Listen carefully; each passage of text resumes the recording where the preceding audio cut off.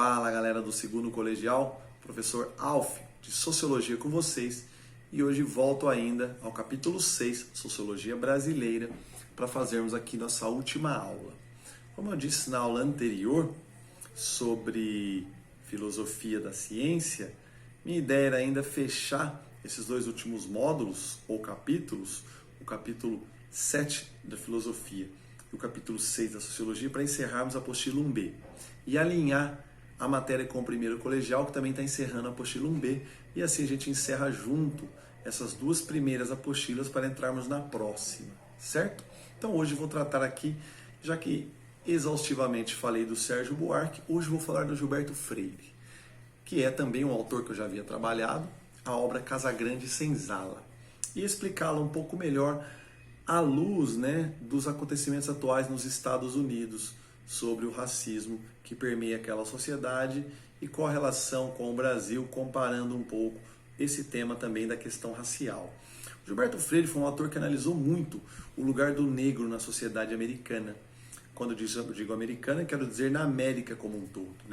A obra do Freire, que tem uma influência da corrente funcionalista no final do século XIX, ela valoriza bastante a cultura, as relações culturais, a função da cultura,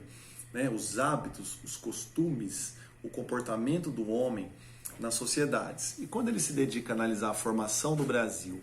através da Casa Grande, que é a casa do senhor de engenho, e da Senzala, que é a casa, o barracão dos negros, ele busca analisar as relações entre brancos e negros no Brasil, mas também fazendo uma análise comparativa com a relação entre brancos e negros nos Estados Unidos, na chamada América Inglesa. Os Estados Unidos, a formação das chamadas 13 colônias inglesas, tiveram uma relação muito segregada, muito dividida entre brancos e negros. Sabemos que o norte dos Estados Unidos, marcada pela mão de obra livre, assalariada, foi uma sociedade branca. Enquanto que o sul dos Estados Unidos, marcada pela sociedade agrária, rural, pelo modelo do plantation, foi uma sociedade negra, constituída pela diferença entre brancos e negros e por uma exclusão bastante radical do negro, que passou a sofrer todo tipo de racismo e de exclusão. Mesmo a abolição da escravidão nos Estados Unidos, em meio à Guerra de Secessão, a Guerra Civil Norte-Americana no século XIX,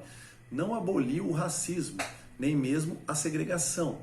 pois lá nós vimos surgir as sociedades racistas como a KKK, a Ku Klux Klan, que durante décadas, e mesmo nos dias atuais com simpatizantes, defendia o mito da supremacia branca, e como que também as leis raciais excludentes marcaram uma série de práticas bastante marginalizadas em relação aos negros após a Guerra de Secessão em 1865, que levou à luta dos negros no século XX, principalmente na década de 60, por direitos e igualdade civil e racial. O racismo nos Estados Unidos é algo bastante declarado, aberto e que está presente na sociedade americana ao longo de sua história por meio de leis, por meio de sociedades. E como isso hoje, depois da morte do chamado George Floyd, desencadeou manifestações, desencadeou sentimentos e ações de várias classes, partes e membros da sociedade norte-americana, ainda levantando a bandeira da igualdade racial e do combate ao racismo. No fundo, os Estados Unidos vivem diariamente essa questão, seja ligada à violência policial, seja ligada aos movimentos segregacionistas ainda existentes naquele país, ao próprio governo norte-americano, que se elegeu com o apoio desses movimentos. Nós sabemos que o Trump teve uma bandeira lá de apoio dos supremacistas, e como que, de certa forma, essa questão nos Estados Unidos é bastante aberta e declarada. Bom, isso Gilberto Freire destaca na sua obra. Em relação ao Brasil, Freire buscou analisar que o negro na sociedade brasileira teve um papel de mais significado e importância, trazendo tanta influência de sua cultura, de seus costumes, de seus hábitos, quanto também inserindo-se por meio de uma miscigenação maior. Criou-se assim a ideia de que no Brasil a relação entre brancos e negros foram relações um pouco mais harmonizadas.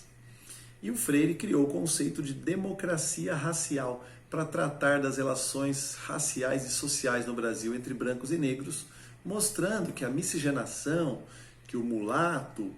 que o papel, né, do homem negro na sociedade brasileira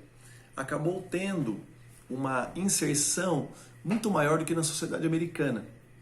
E, portanto, teríamos uma sociedade miscigenada, mais forte do ponto de vista racial, mais rico do ponto de vista cultural, exatamente porque o negro teve uma inserção mais presente. Nessas relações mais harmônicas, criou-se então a ideia de que o Brasil vivia uma democracia racial.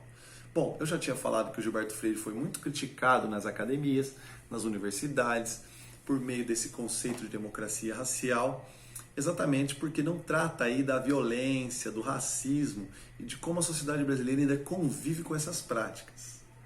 No fundo, o mito da democracia racial, ele acaba desviando a discussão do racismo no Brasil, criando para outros países fora do Brasil a ideia também de que nossa sociedade é uma sociedade harmônica, em que o negro de alguma maneira teve, né, uma capacidade de representação e de inserção. Sendo assim, nos Estados Unidos, por exemplo, os abolicionistas, na época da discussão acerca da abolição da escravidão no século XIX, mistificavam a sociedade brasileira e criavam o imaginário de que no Brasil não havia racismo. Nós sabemos como parte da sociedade brasileira ainda e como que movimentos políticos afirmam a ideia de que o Brasil não tem racismo.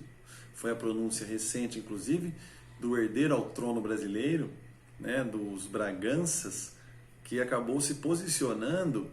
já que o Brasil tem uma família real descendente dos tempos da monarquia e o atual herdeiro ao trono, por mais que não tenha uma função política importante no país, se pronunciou falando que não há racismo no Brasil. E nós vemos isso por várias vezes em alguns discursos políticos, né, de que o Brasil não tem racismo, trazendo de novo a polêmica da questão racial à nossa sociedade.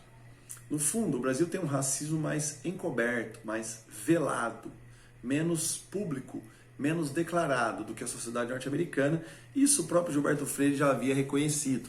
No fundo, Freire não nega a existência do racismo no Brasil, mas ele tenta valorizar as relações miscigenadas, defendendo que a miscigenação construiu uma raça, uma capacidade de criatividade, de complexidade cultural maior. Porém, como eu disse, o conceito de democracia racial acabou sendo utilizado historicamente para acabar criando o mito e a fantasia de que no Brasil não havia exclusão, segregação e violência racial. Claro que o Brasil não teve leis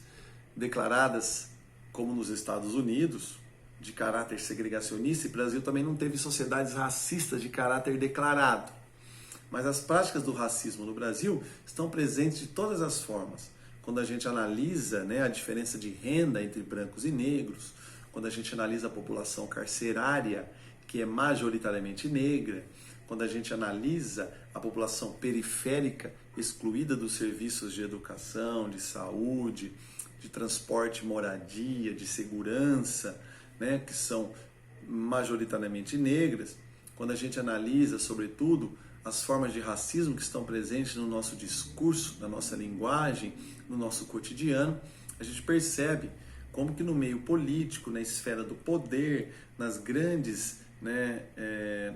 distinções, né, das administrações públicas e mesmo, né, na esfera do capital, a presença do negro é menor, o que denota, sim, evidentemente, uma sociedade excludente.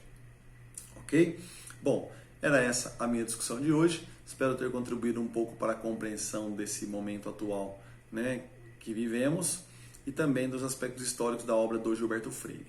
Valeu, galera. Próxima aula entramos, então, na próxima apostila. Um abraço do professor Alf.